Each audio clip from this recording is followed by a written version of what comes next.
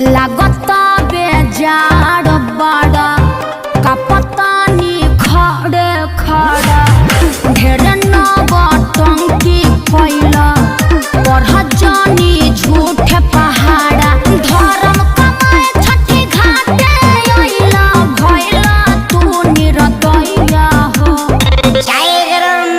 अरे पहिले पिहे तिवैया तबे मिली